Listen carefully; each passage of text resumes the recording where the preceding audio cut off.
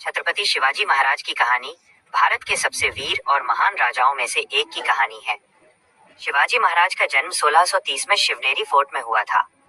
उनके पिता शाहजी भोंसले एक योद्धा थे और माता जीजाबाई ने बचपन से ही उन्हें धर्म, न्याय और वीरता की शिक्षा दी।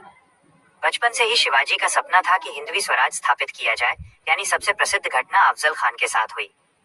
अफजल खान शिवाजी को धोखे से मारना चाहता था, लेकिन शिवाजी महाराज पहले से सावधान थे। मुलाकात के समय उन्होंने अपनी रक्षा के लिए बाघनख पहन रखा था। जब अफजल खान ने हमला किया, तब शिवाजी महाराज ने उसे मार गिराया और अपनी सेना को विजय दिलाई। बाद में औरंगजेब ने शिवाजी महाराज को आगरा बुलाया और कैद कर लिया, लेकिन शिवाजी महाराज अपनी चतुराई से मिठाई के टोकरों में छिपकर वहां से निकल गए। यह घटना उनकी बुद्धिमानी का सबसे बड़ा उदाहरण मानी जाती है।